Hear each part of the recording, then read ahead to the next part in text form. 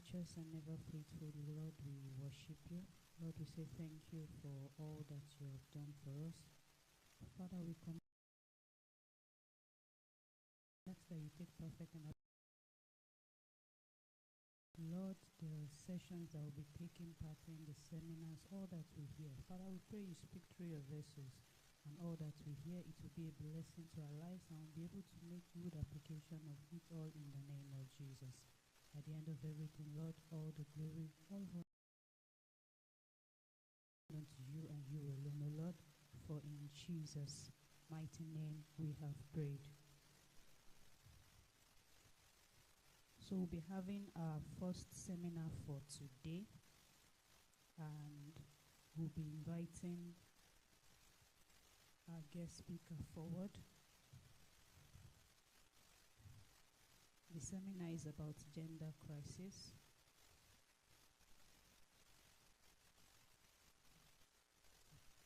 So we invite him, Dr. M.J. Adetola. Please let's put our hands together for him as he comes forward.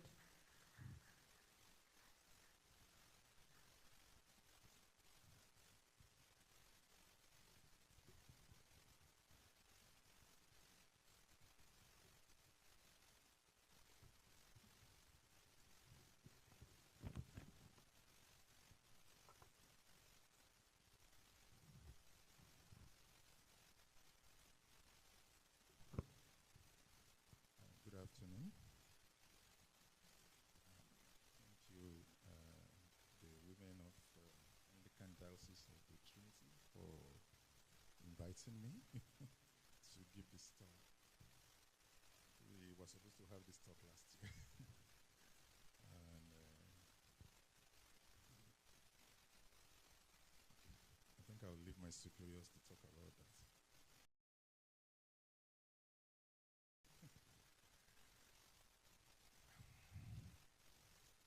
Most of us, if not all of us, came from across the waters. And we are here having to confront many issues. Among them, it's like a different climate of having to raise children. I know it's a big issue, not just for the moms, but for parents in general. Hard enough to raise families as a Christian, having to sometimes work more than one job for 8 hours. Sometimes parents have to take 2 jobs, maybe even 3 at times, to feed all the hungry stomachs in the house. May the Lord prosper our households in Jesus' name. Amen. And in the last decade or thereabout, now there is a sudden upsurge in this thing called gender identity. I didn't come up with the topic. That's the topic that my ADOTT gave me. It started last year. I was preparing for the talk, and then last minute, people in Matthias' house, is that what they call it? Matthias' house in Abuja. They just pulled the plug on us. And I say, they live in Nigeria. They don't deal with these kind of issues. They didn't pull the plug because of my talk. They had a bigger fish to fry. But here we are, and the Lord will give us strength today. So the topic ahead of us today is gender identity. Now, next slide. Hi. That one. That color didn't match. These are just important terminologies. You're going to hear this. Now, the point is, I guess the point I'm trying to make here is we live in North America now. You will have to, as parents living here, you have to, I think it was in the book of, written by this Baba, who wrote, what's the name of this Eastern, very popular Nigerian author? He's the Wole Soyinka of Eastern Nigeria. Chinua Achebe. Yes, I read it in his book. He says, since men learn to shoot without breaking their stride, birds have also learned to fly virtue. What I'm trying to say is this. If you live in North America, you will have to learn the language of here, not just of here, but the language of the now, so that you can effectively parent children here. So you're going to have to understand, not necessarily, I'm not saying you should agree with it. I'm not talking about agreeing with these things. But you're going to hear things like gender expression, gender identity, non-binary, sexual orientation, transgender, cisgender. Thank you. Cisgender, all these terminologies, we cannot run away from it. We have to be familiar with what they mean. So that when they're talking, they're not talking over our head. We are all educated. Nigerians are the most educated demographic in the world. I don't think anybody is more educated than us. Okay? And not only are we educated, we are also raising children that we are orientating in the direction of to become the most educated in their own generation. Point I'm making is this. Our kids at this point are not cleverer than us. Okay? West African moms are the cleverest women in the world. So, orientate yourself. You're going to hear this. Cisgender just means those with gender identity that aligns with the gender assigned at birth. Let me address that quickly. So the way these talks are aligned is, it's like when the baby is born, there is some woman who says, oh, this one is a boy. From now on, he's a boy. And then this one looks like a girl. So that's the way they frame this talk. Like there is someone who is assigning gender when the baby is born. But is that really true? Is gender assigned at birth? That's not really true. That actually doesn't align with biology. Because gender is confirmed at conception. You still remember the XX, XY thing? Right? Yeah. So there is no big matron, this big matronly woman who goes around when the baby is born and says, this one shall be called a boy. And this one shall be called a girl. No. Don't we do ultrasound at, after 13, 14 weeks and say, this is going to be a boy, this is going to be a girl. And then the moms, the pregnant moms, they start buying clothes. They start even painting rooms, to align with what they have been told ultrasound has shown. So, but that's the way this is going. And this is remember what I said? In the last decade. This is why. And I'm going to show you in a moment why we're going in this direction.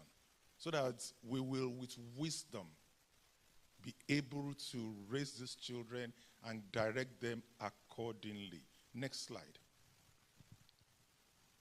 And not only that, you hear things like sex is between the legs and gender is between the ears. Have you heard that before? Yeah, these are the kind of things that you hear. Sex is between the legs and gender is between the ears. Or that sex is a spectrum, It's like a spectrum and identity may shift. So when the kids, they're 10-year-old, they get their holiday, they are girls. And then when they resume in September, they could become a boy. And that has happened often, So somehow over the summer, the vagina just becomes a penis or something. Of course, it doesn't happen that way, but again, remember the thing between the ears thing.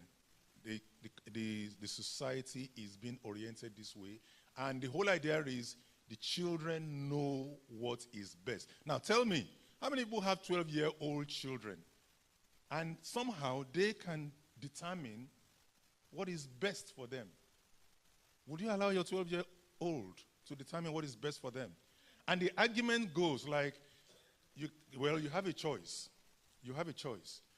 It's either you have a dead child whom you can help to affirm.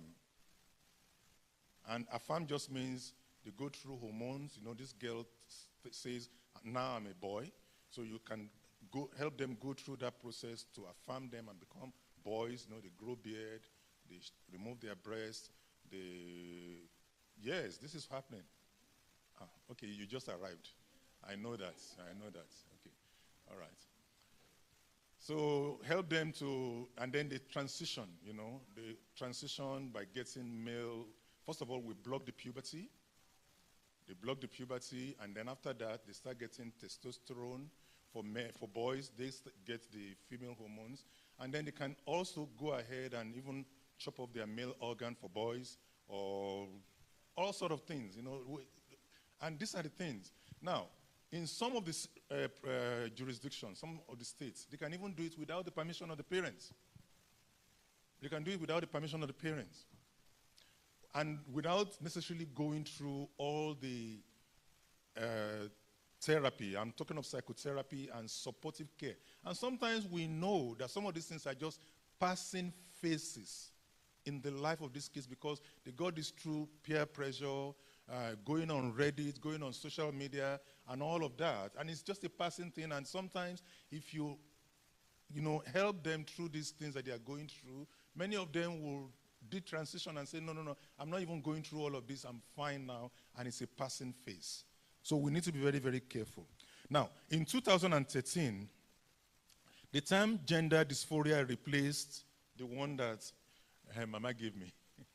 So we don't use gender identity. We use the term gender dysphoria. And it's, by definition now, it's actually, that's the slide in front of us, it's a condition that causes severe distress when a person's gender identity is different from the sex that they are known with. Let's put it that way.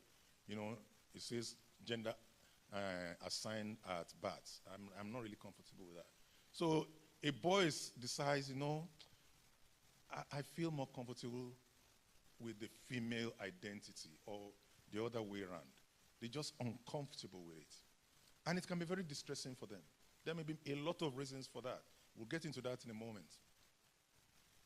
So we're not denying that. We shouldn't deny that. And there are many reasons. It's not as common as many think, although in a moment we'll see. Now, the type that we're seeing a lot now, the ones you're seeing on TV, the ones that are making the rounds, that particular brand is new. It's relatively new. Next slide. Thank you. It's relatively new. The image you see on your screen right now is, there is, back in the mid-60s, this is a picture of a young man called David Reimer. They are from Winnipeg, actually. Himself, I think he's a twin. Yeah, he's a twin. Was born, and they had, the parents took him to have circumcision done, but it was badly done. It was badly burnt, and basically he lost his, he was a kid, lost his male organ, so to say. And the parents didn't know what to do. The parents were very young. So there was this psychologist, very brilliant psychologist, but he had his own idea, that kids who are born in a certain sex can be raised in another gender. So he was working on this theory. So when these parents saw this on TV, so they went to the US to find him. Like, what do we do? Because this kid had lost his genital. And he encouraged these young parents to raise this man, at that time a very little boy, to raise him as a girl. Now, he had his own agenda. He had a theory, and this was a perfect fit because he had lost his organ. So basically the parents, they didn't know what to do. So they decided to follow along with that. His name was John Money. And he began to reel out scientific papers based on these And that was exactly what happened. But by the age of 11, this kid was beginning to rebel. That he knew he wasn't a girl. You see, because all his clothes, the way he was raised, he was told over and over and over again, he was raised exactly as a girl. He was told he was a girl. And the theory was that if you tell anyone that they have the opposite sex long enough and raise them that way and buy them clothes that way and buy them toys that way, they will believe it. And that was the whole idea. But it's a tragic story, really. After a while, this kid began to rebel. And eventually he did get married, but there was a lot of depression and anxiety, and he got into all sorts of things. And he did get married, but when his wife decided to divorce him, he shot himself. He basically committed suicide. This was a life that was pretty well messed up. Now, where I'm going with with that story I told is this. The whole gender identity movement we're seeing today basically comes from a lot of work done by that psychologist, John Money, and people who came out of that whole movement. So, what we're seeing today is this. There are three basic, next slide. So like I said earlier on, the people who are experiencing this, they have a very severe discomfort with their self-appearance. Girls, for instance, will wear tight elastic binders to flatten their chest because they want to look like people of the other sex. They try to grow a beard. They wear larger tops to hide their feminine figures. Boys will tape their penis to their groin, try to push the testes into their groin to make the crotch flat, shave the chest and arms to erase sign of masculinity, and stuff like that. Next slide.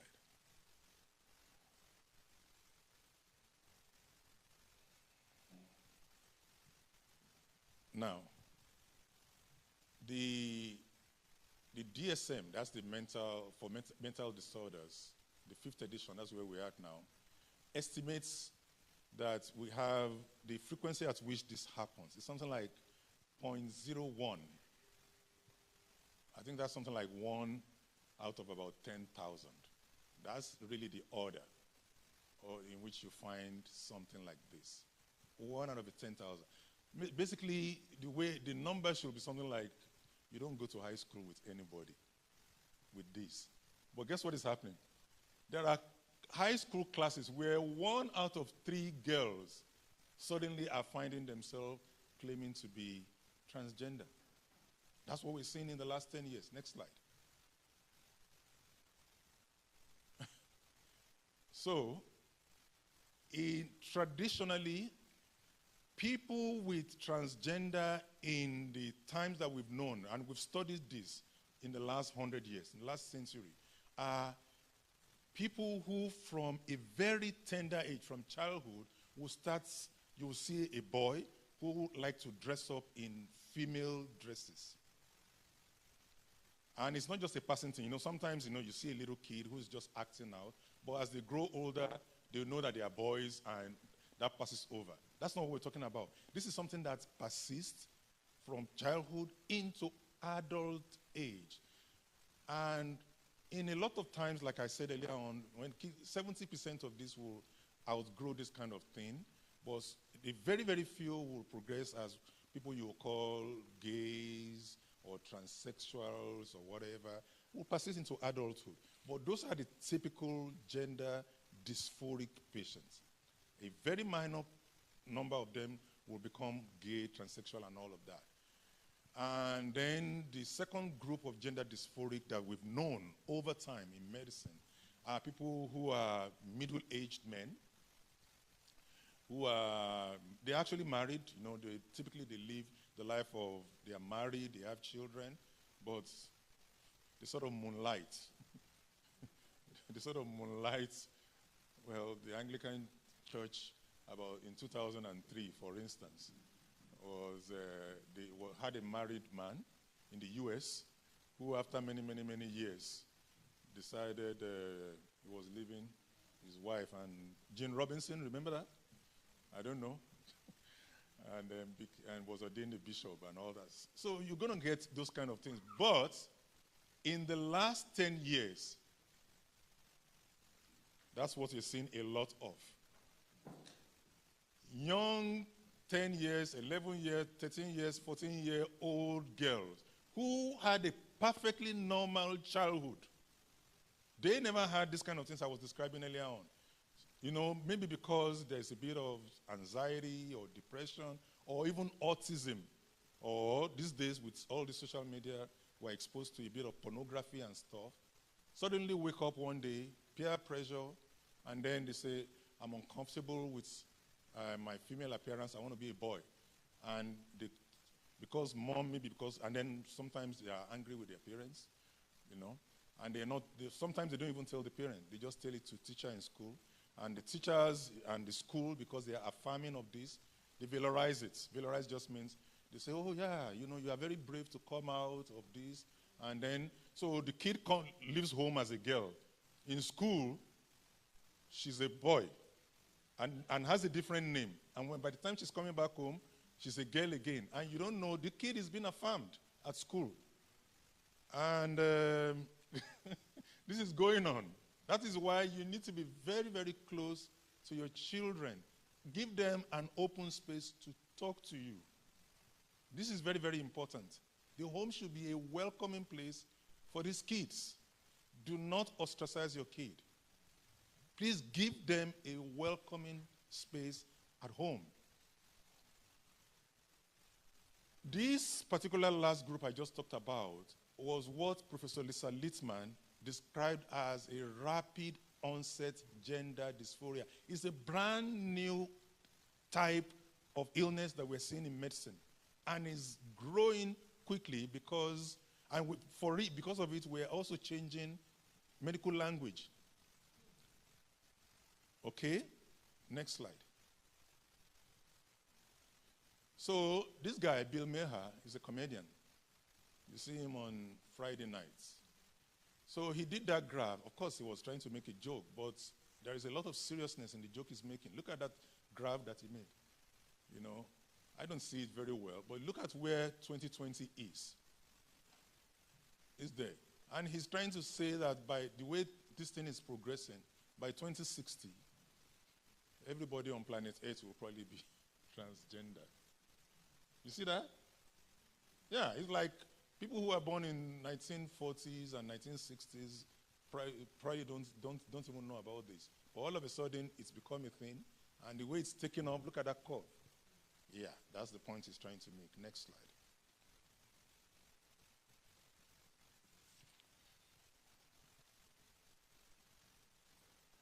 And what has happened with this last group is, in the UK, for instance, they've seen over 4,000% increase. In fact, something like 4,400% increase. So that's the article written, I think that was written in 2018 or something like that, by Professor Litzman in the US. So it's a big thing. Next slide. Now, so what's the Dutch? The Dutch, you know, as usual, the people in Europe, they are a bit ahead of the rest of us in doing all of these things. So to try and transition people who have gender dysphoria, you know, by, you know, whether it's by chemically or by surgery, they had very strict criteria to do it. So they would do things like, so eligibility criteria for puberty suppression. So because these are young kids, and to try and, so when these kids come and they say, oh, I have gender dysphoria, number one, the first thing is we have already made them expert, because this kid says, even though I'm a girl, I feel like I'm a boy. And we just take their word, because doctors are not really diagnosing it.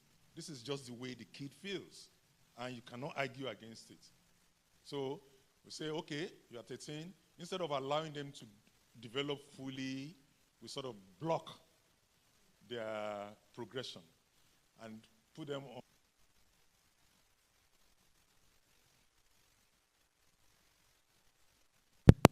Were not made to block puberty.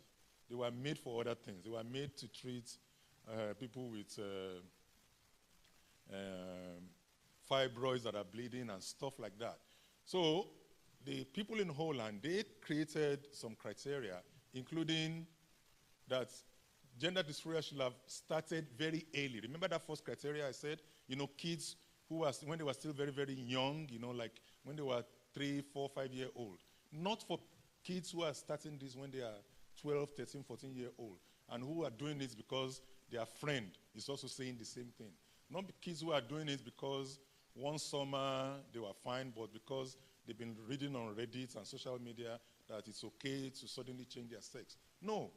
But all of a sudden, we are beginning to now use puberty blocking for kids who decided last month or 2 months or 3 months ago they don't want to be in the sex that they feel uncomfortable with. Now, again, I'm not trying to undermine the fact that they feel uncomfortable. There may be many reasons for that.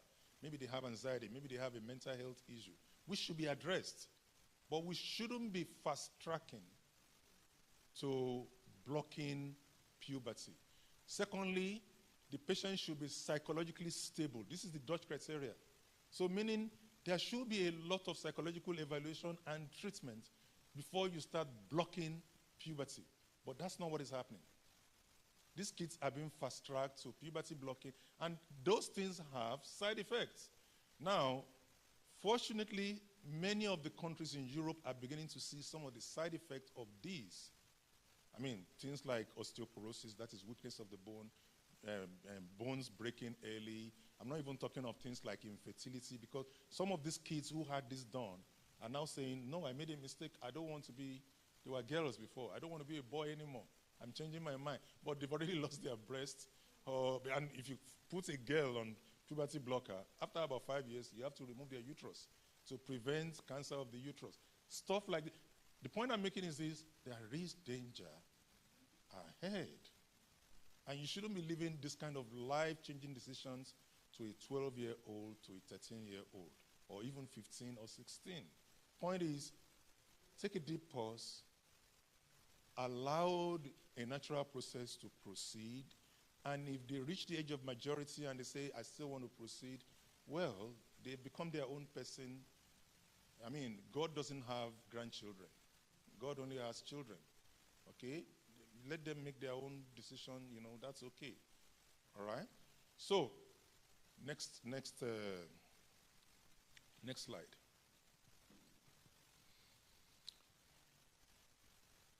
So some of the things that happen when they go through hormonal treatment, for instance, a girl deciding to become a male, you see things like, of course, everybody knows this guy talking right now is a male, change in tone, the voice becomes deeper. That doesn't, even if you decide to detransition, that is go back, that doesn't go away, it's permanent.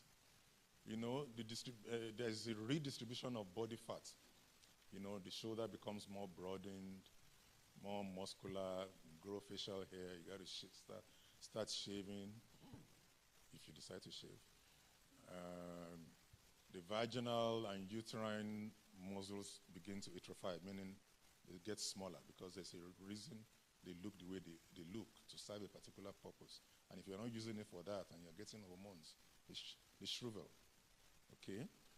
And that makes, if they decide to transition, that makes things like intimacy more difficult to achieve, And then hysterectomy, like I said, will be advised at some point later on to prevent uterine cancers.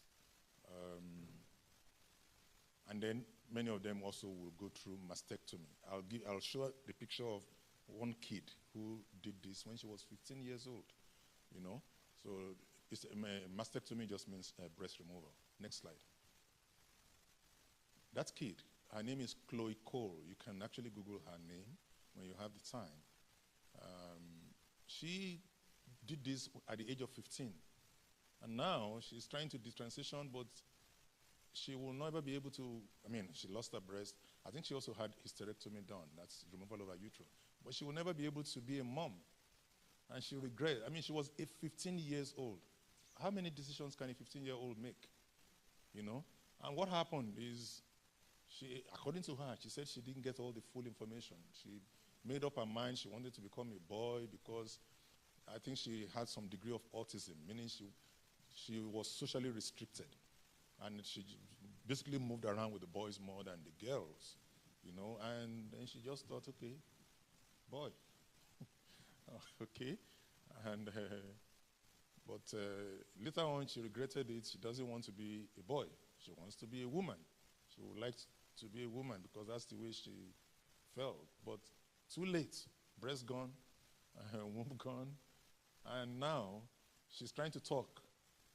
But the point is, if you go on the internet to try and find these people, they say, there are not many of them. That most people who had the affirmation surgery or who transitioned, they are happy with it.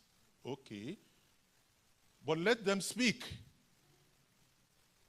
They make it look like, when I was preparing for this, some of these people said, some of the studies I said, some of the write-ups said only 1 or 2% are unhappy.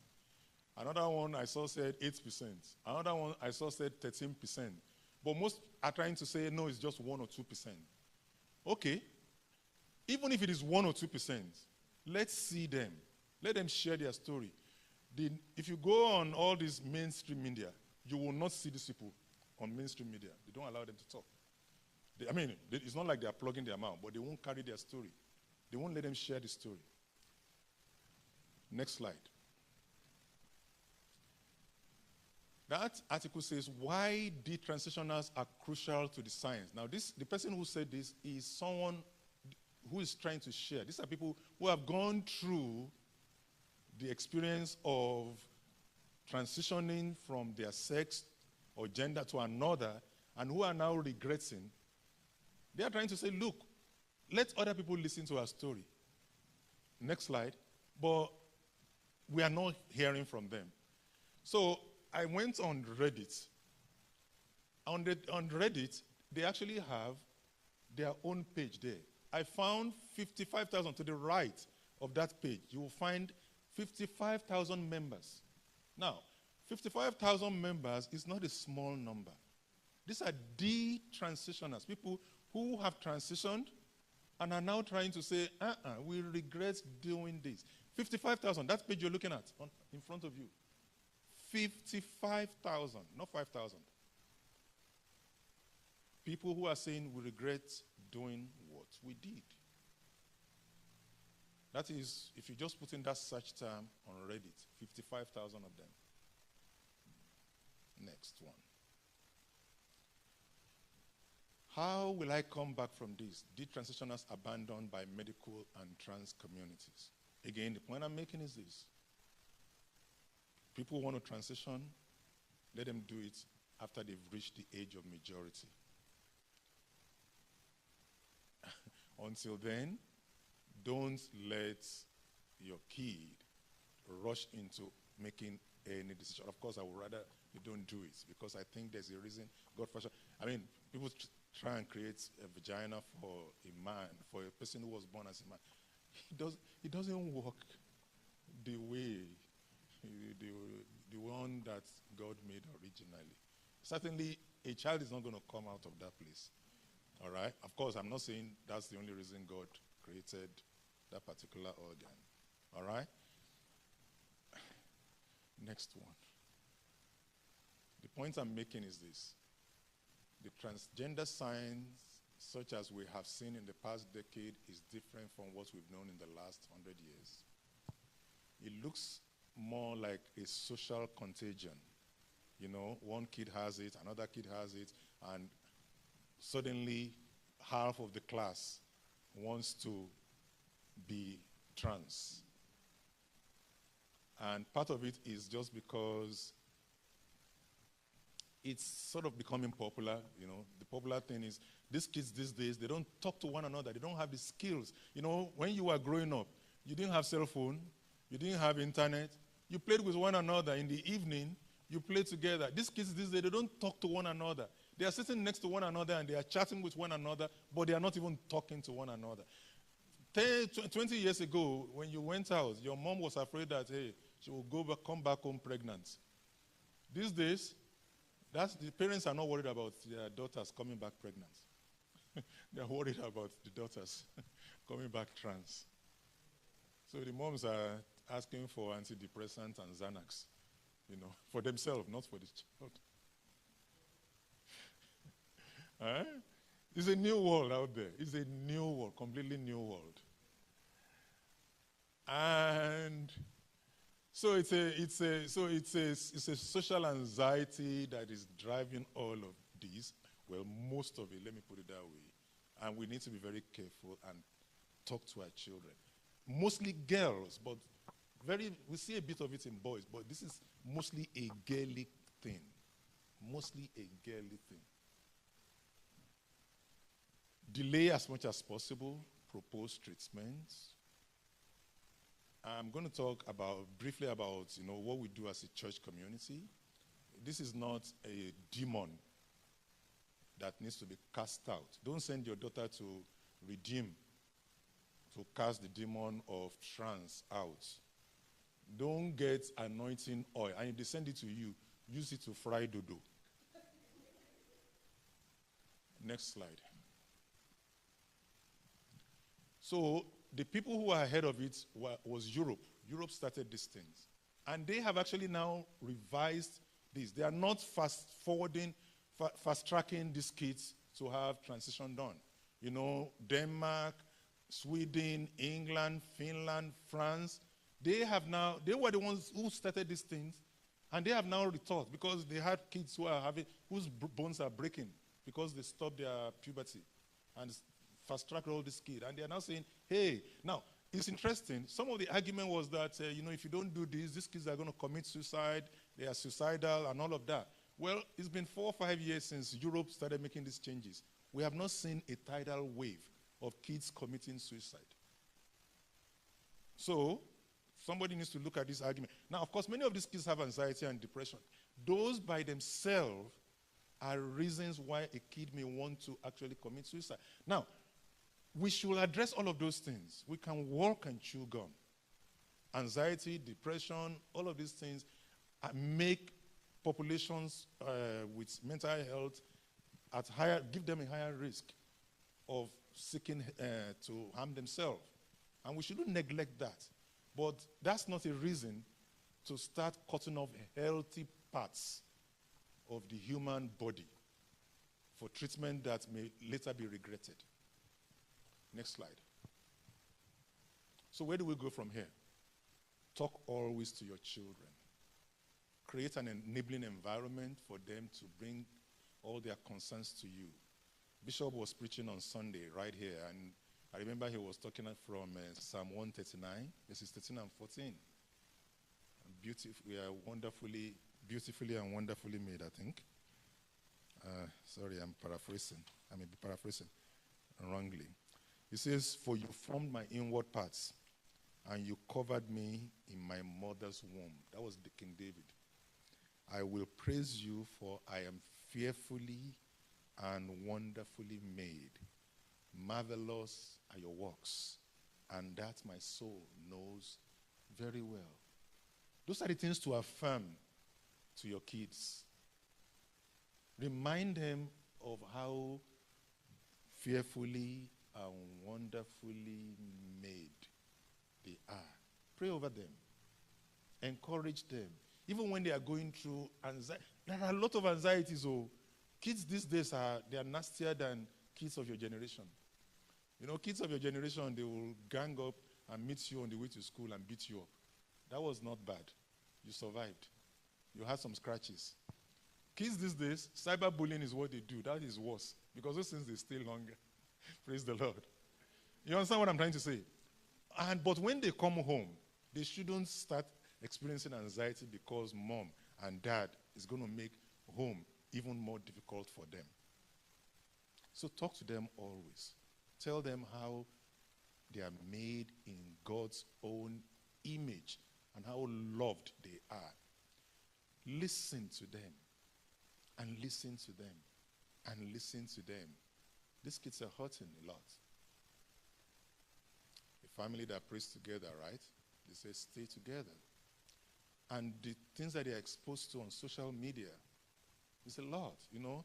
They're learning a lot. Some of those things that they're learning are not necessarily the best.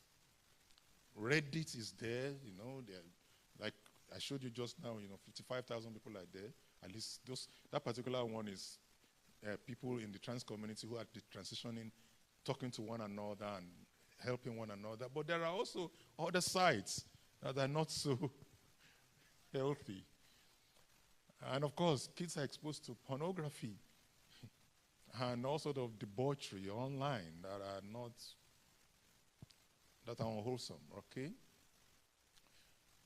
But make sure that when they come to you, that you are that rock, that loving rock upon which they can trust. And like I said at the very beginning, be educated on this topic. So be very educated. This is a new place, a different culture. This is not Nigeria. And this is not whichever African country you came from. Next slide. So be familiar with the school districts. If you have to set up a meeting with the school principal, just to know what their philosophy is. In places like Oregon, your daughter could be in school and could be fast-tracked to get mastectomy without your knowledge. They will just say, no, my parents are not, they are opposed, and basically the government, your child becomes government child, they take care because they know best, in their own opinion, what is right for your child. And the child has decided she wants to do this, and therefore you don't know what is right for your child, and your child can go forward and get whatever she wants to get done. So they will affirm her, give her hormone blocker and puberty blockers, put her on hormone, do whatever it is, because she wants it, and you don't know what to do, and that's it.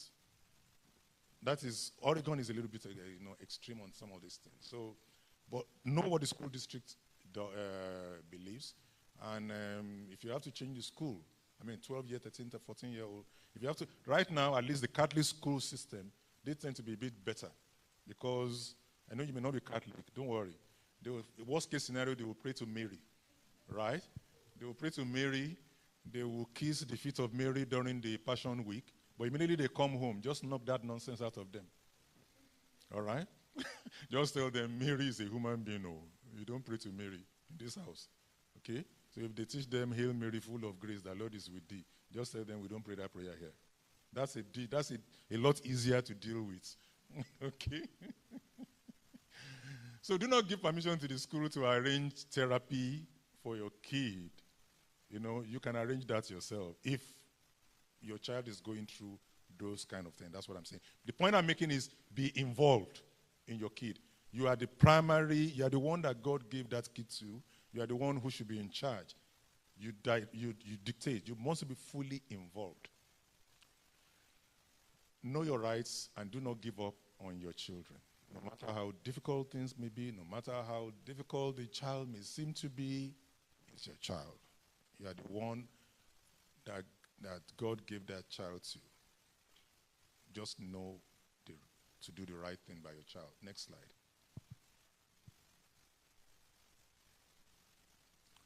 And as a church community, Apostle Paul in his letter to the church in Philippi said in Philippians 2:4, he says, let each of you look not only on his own interest, but also to the interest of others. Not in an amiable kind of way. How many people know Sisi Clara and amiable? But in a way that is loving and caring. Like, remember what I said earlier on? There's a way in Nigeria that everything is all about some spirit. Oh, if it is not marine spirit, those people, they have marine spirit. I don't know who brought all this nonsense about marine spirit into our consciousness.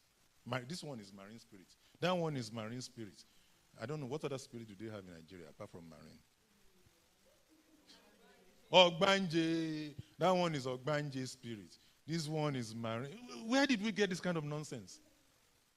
Marine spirit and Ogbanje spirit. It's not marine spirit.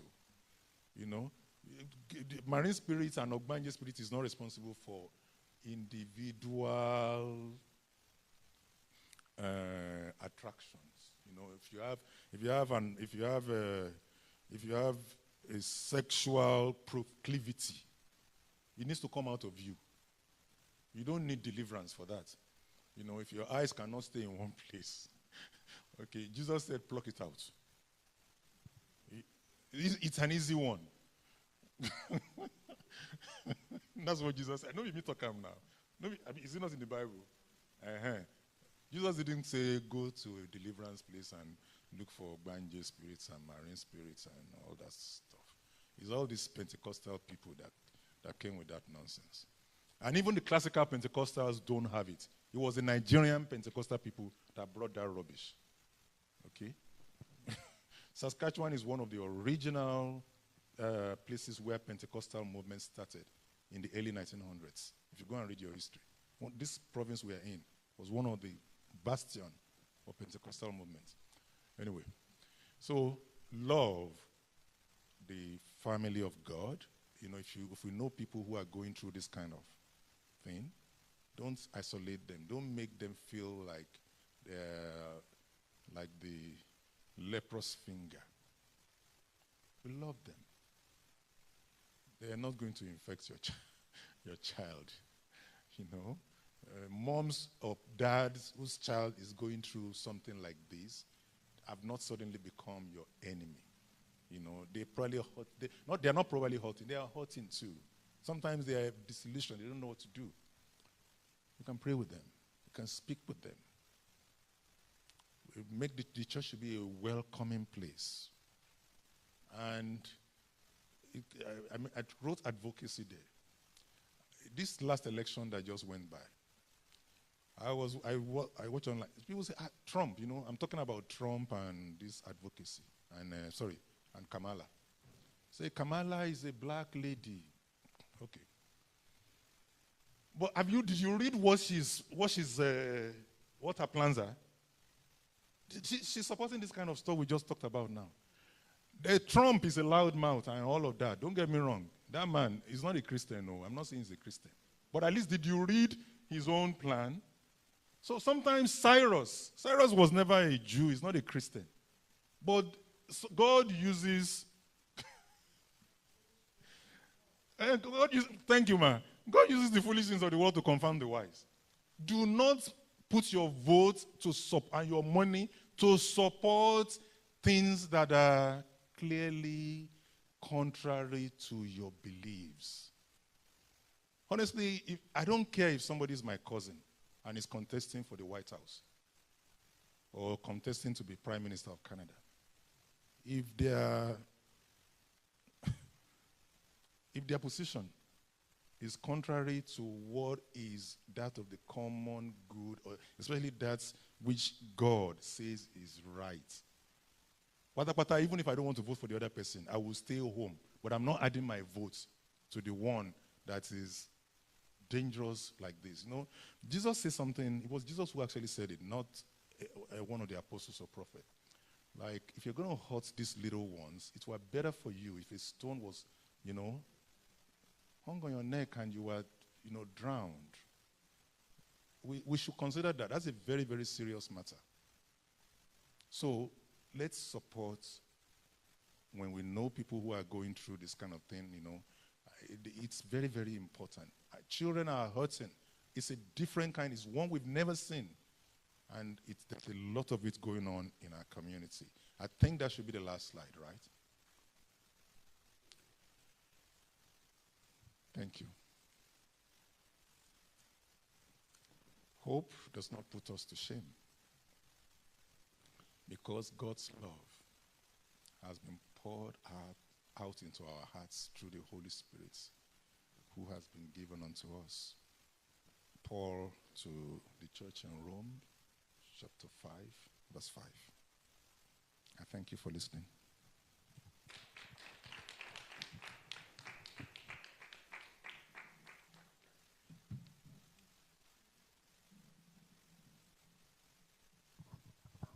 Praise the Lord. Praise the living Jesus. We appreciate you, sir, for the talk you have given unto us. It's now time to ask questions. We've all heard and I'm sure we should have a lot of things that we want to ask concerning this topic. There is something that is, as mentioned, is very important in our world today, something every parent must listen to know what to do. And we have some people that might actually be going through a lot that are close to us, if not us personally.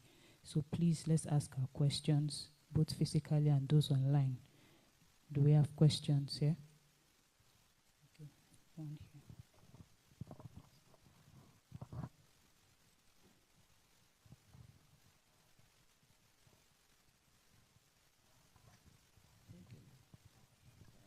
Our mama and our resource person.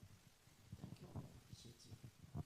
My own question is this: since the government knows that this thing is not of good advantage to people, is there anything the government can do to, or will they have people that we advise people, parents, or so that they will not fall into this trap?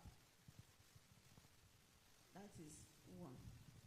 Another question is this: with what we've learned and what we had, we discovered that at the end of the whole show, these people concerned, they normally depressed and they even have cancer. So, what is the solution to all these problems? Or do we just open our eyes and be looking?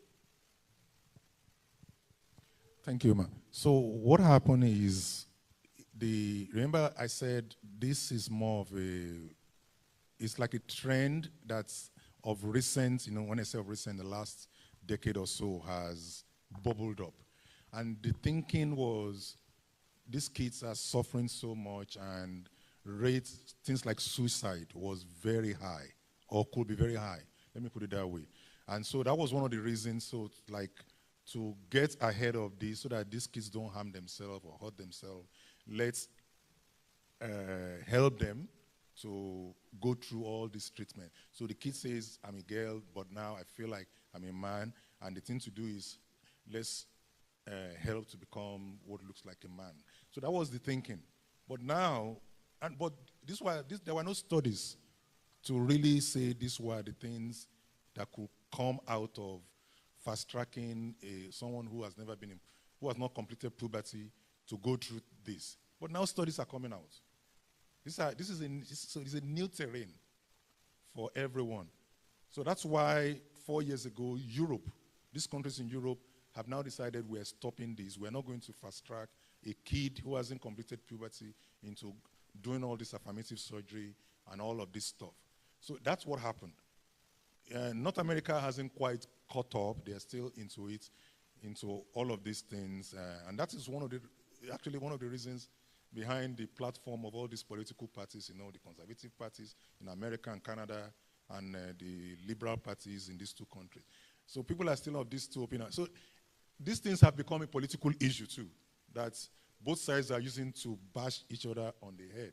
But Europe has seen this, and they have already moved on with it. So if you raise it up, it becomes a political issue immediately, unfortunately. But the point is, as a parent, your kid is in the middle. And you have to, at this point in time, you're not going to get any government support unless your party is in power. But you have to fight for your child to make sure that at least your child, who is still undergoing puberty, does not become a cudgel, between any side. So rescue your child, pray for your child, and make sure that your child doesn't lose healthy human parts unnecessarily. That should be our point. And then don't vote for political parties that, I keep saying that, that will advance things that are unhealthy.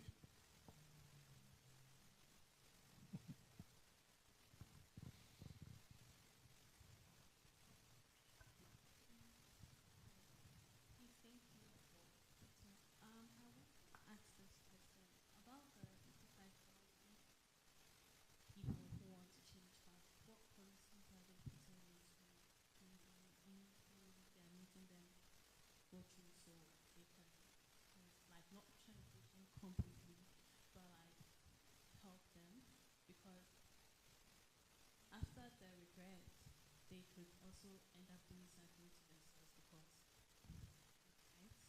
Your mind are like everything straight to depression or anxiety. It's not as strong as the strong, the blacks. From what you see, you can go through anything mentally much more than the white.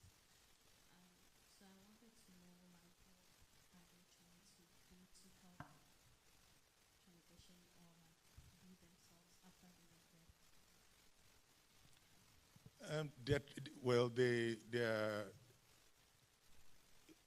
Well, it's a group, so they are not. It's not a government group. They are a group on Reddit who are advising one another. The first point is the mainstream media and government is behaving as if they don't even exist. Remember what I said? They talk about only about 1 or 2%. Some people will say maybe 8% or something like that. They call them de-transitioners. So it's as if they don't even exist. The people that are being promoted are those who want to transition, and I'm talking in North America, is those who are transitioning that are being recognized.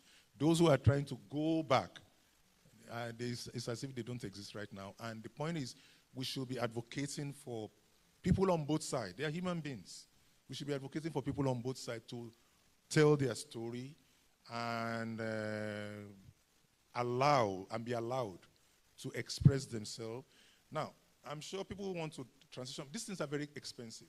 Many of these people have to actually go to GoFundMe or platform like that to raise money, to go through all these surgeries that they need to do. That's actually what is happening.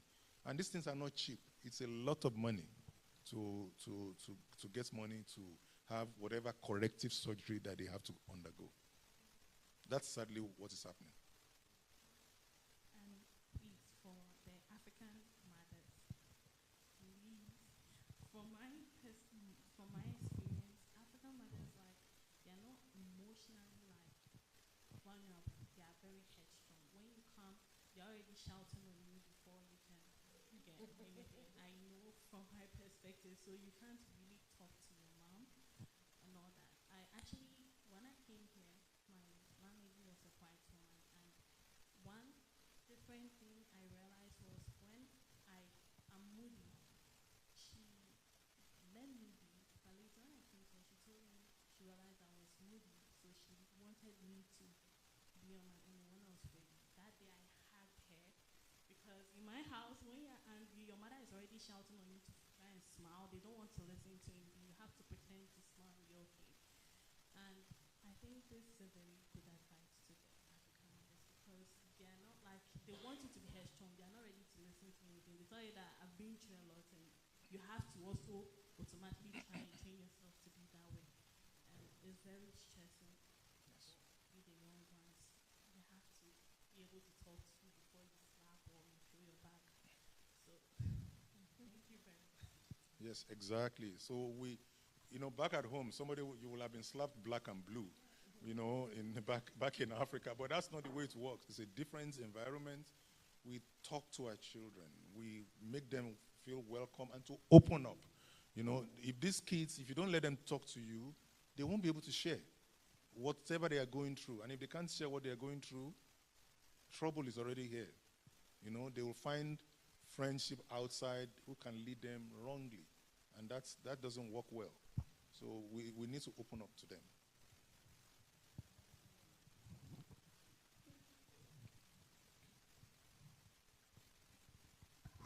Praise the Lord.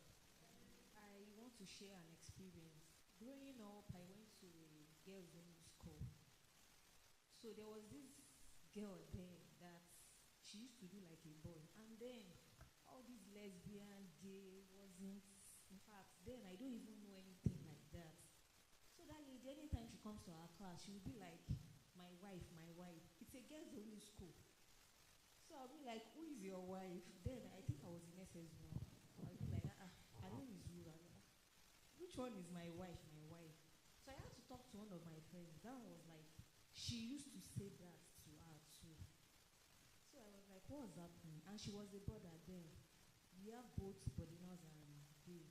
And my mom was also a teacher there. So there was a day I had to call my mom. Mom, wow. Mommy, I said, there is this girl She wasn't even in my class then. She was in the other class, but she used to come to our class, come and play with us.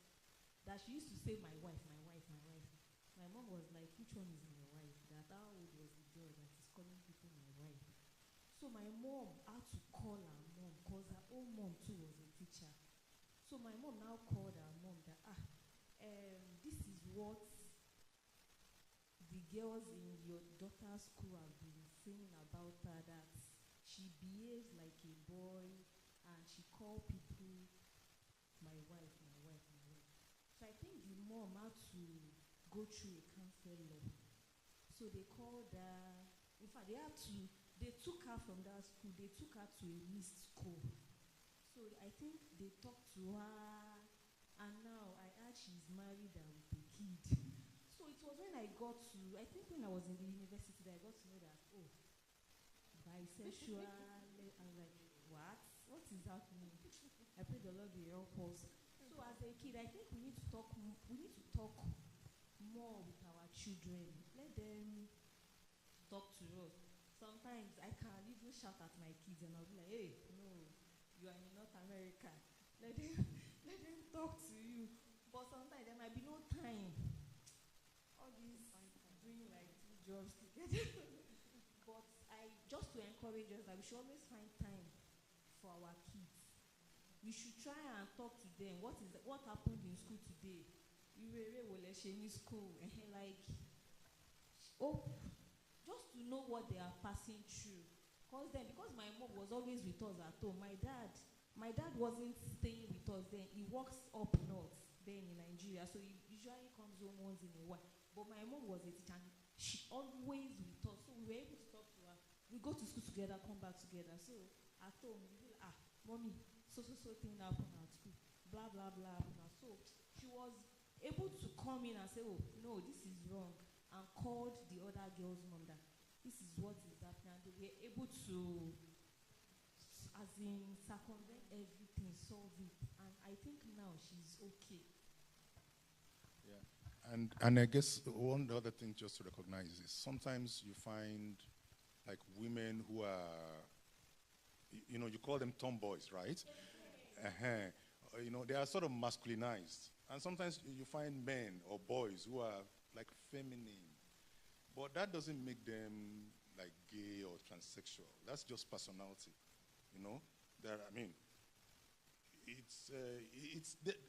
those are just personality differences, sometimes.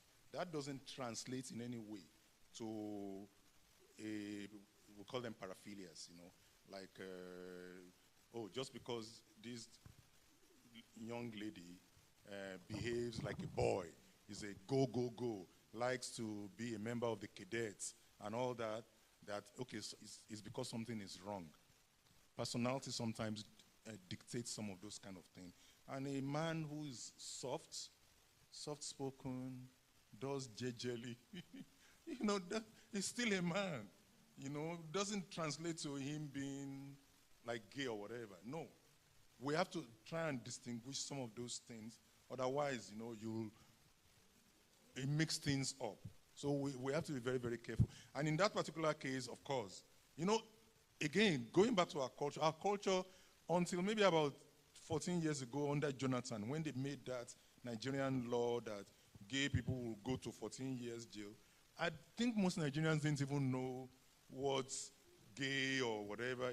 When I went to high school, in the 70s and early 80s. I don't remember anybody. And everybody in my school was boarding. It was a boarding house for everybody. I don't remember. And I think one day somebody said something about man to man or whatever. I'm like, waiting.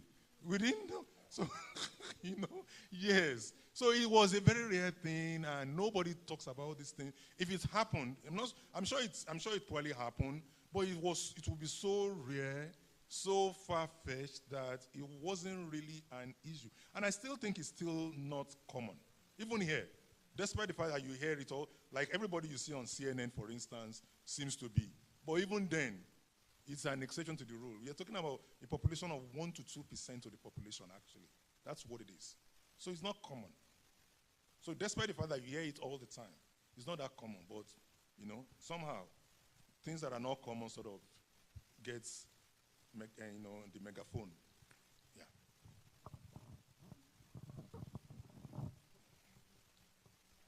So about the boarding school, for someone who has been in boarding school since I was in nursery to SHS, and then I was staying alone, so I've experienced a whole lot of things like this. And it's in Africa. Over here, at least, the children, you can't even talk to the kids. But in Africa, it's a lot. I've experienced a lot. But it's just that the parents don't know. And I've seen things because boarding school from nursery, JHS, senior high school, and staying alone and all that, you meet a lot of girls. There are some girls, they are so fun and friendly, and then one day you be lying there and they want to come and touch. And I get mad, and then I leave, and no more friendship. But they are good girls. You can see they are good. But today, they are like in Africa, the girls are dabbling. It's like they don't know who they are, and sometimes you don't know where you can get the help from, because at least here there are counselors. Black moms don't believe in counseling. You understand that? But so I'm not really talking about North, even though we are here in North America. I'm talking about in Africa. So if we can't take care of athletes, like talk to them in Africa, when they come here, or you're trying to get them a better life, it's going to become